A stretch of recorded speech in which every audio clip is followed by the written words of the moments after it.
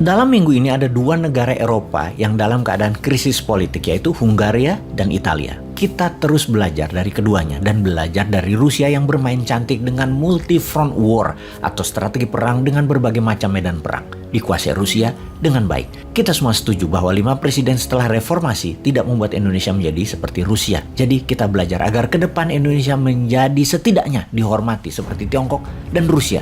Oh iya, sekedar info selewatan. Xi Jinping itu sudah 20 hari tidak kelihatan di muka publik dan bicara terbuka. Dan ini adalah 20 hari terlama dia tidak berbicara di depan publik. Terakhir penampakannya itu di Hong Kong, 1 Juli 2022. Diduga dia terpapar virus Wuhan. Semoga cepat sembuh ya Xi Jinping. Jangan mati dulu. New Mind perlu lawan tanding yang sebanding.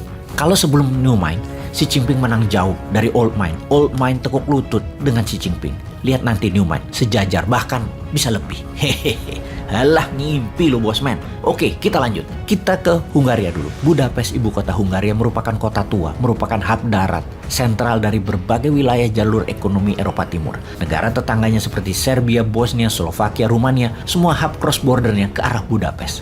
Hungaria itu seperti Swiss, negaranya landlocked, tidak punya laut. Jadi pastinya tidak punya angkatan laut, juga tidak punya pelabuhan. Lautan terdekat adalah Laut Adriatik, tetapi harus melewati negara Slovenia atau Kroasia. Posisi penting Hungaria itu ditarget oleh Rusia untuk diserang dengan strategi pelumpuhan ekonomi. Hungaria negara lemah yang kalau kolaps Eropa Timur ambruk dan juga Eropa Barat bisa ambruk. Oke, begini. Kita urai sedikit tentang strategi perang Rusia jauh sebelum Rusia masuk ke Ukraina. Pertama, Rusia itu di belakang Brexit, keluarnya Inggris dari Uni Eropa. Idenya Inggris mau sendiri awalnya dan mengadakan referendum. Rusia kemudian bermain melalui perang media, mengarahkan opini bahwa keluar dari Uni Eropa Inggris akan lebih berdaulat. Intinya Rusia tidak ingin Eropa kuat dan berhasil. Inggris Brexit, kemudian menggoyang Spanyol di belakang kelompok Basque di utara Spanyol dan di belakang Catalonia di wilayah timur Spanyol dengan referendum ingin lepas diri dari Spanyol, dan kalau berhasil lepas maka El Clasico Real Madrid dengan Barcelona jadi tidak ada lagi. Barcelona menjadi beda negara dengan Real Madrid, tidak ikut Liga Spanyol lagi. Basque masih terus bergejolak saat ini. Catalonia kemarin gagal referendum melepas dari Spanyol. Semua Rusia yang dukung untuk keterpisahan tersebut, intinya memecahkan kekuatan agar lebih mudah mengendalikannya demi Great Russia. Pemberontakan di Moldova, di Transnistria, bahkan ada 1000 pasukan Rusia di sana. Terang-terangan Rusia bermain, sama dengan pemberontakan di sisi timur Ukraina di wilayah Donbas. Semua dipelihara lama oleh Rusia. Di sisi dunia,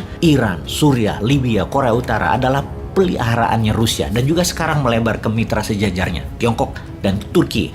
Semua ini adalah strategi Rusia melakukan balance of power oposisi Amerika dan Sekutu Barat. Jadi, di dalam perang di Ukraina, Rusia menggunakan dua negara lemah untuk digoyang, dibangkrutkan. Dibuat masyarakatnya turun ke jalan protes. Mereka tidak makan. Dari krisis ekonomi ke krisis politik, dijatuhkannya pemerintahan yang berkuasa agar negara menjadi tidak stabil. Seperti Boris Johnson terguling. Inggris belum punya pejabat Perdana Menteri saat ini. Inggris gaduh di dalam. Sekarang Italia dan Hungaria dibuat Rusia. Ini yang dinamakan multi-front war yang dimainkan Rusia. Sangat pintar sekali. Di Hungaria, minyak Rusia sudah kering dan gas sedang ditahan oleh Rusia. Saat ini 65% minyak Hungaria dari Rusia, 85% gas Hungaria dari Rusia. Dikeringkan oilnya, ditahan gasnya. Hungaria tidak sempat punya cadangan energi, dan ketika musim dingin panjang yang sebentar lagi akan terjadi di Eropa, Hungaria sudah pasti menjadi negara gagal. Hungaria sudah menyatakan dirinya energy emergency, sudah darurat energi negaranya.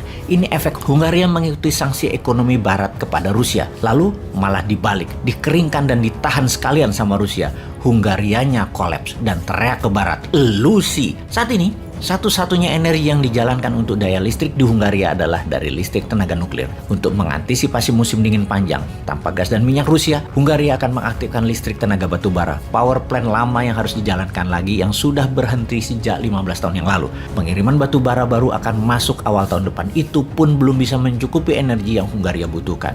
Eropa saat ini kebingungan dan membuat peraturan baru lagi. Minyak yang dilarang, yang diembargo, hanyalah yang lewat laut, yang lewat darat boleh dijalankan. Lah, Hungaria sudah dikeringkan dan tinggal disiapin rubel untuk bayar ke Rusia. Ternyata Rusia menolak. Yang bakal kena serangan kemudian adalah Jerman. Walaupun turbin Kanada sudah datang, pemeliharaan pipa gas Nord Stream dilakukan. akan dinyalakan lagi 21 Juli. Besar kemungkinan tidak dinyalakan segera. Hal ini dilakukan Rusia untuk menekan Eropa Barat. Rusia mencoba mengeringkan cadangan gas Jerman yang ada di tangki sebesar 60%-an akan dibuat nol kalau perlu. Dan apa yang Rusia lakukan di Hungaria adalah contoh nyata yang akan membuat Jerman gemetar. Rusia kemarin berkomentar, Gazprom berkomentar, perbaikan di Portovaya Station memerlukan waktu lebih panjang. Karena itu diperkirakan tanggal 21 Juli belum tentu bisa dialirkan gas ke Jerman. Aimate, tanda-tanda nih. Eurozone akan kolaps kalau Jerman inflasi tinggi dan kekurangan energi. Ada pertanyaan dari kita, kenapa Putin baru nunggu lebih dari 100 hari baru mencekik Eropa? Kenapa nggak dari awal-awal perang Putin cekik Eropa dengan mematikan pipa dan gasnya ke Eropa?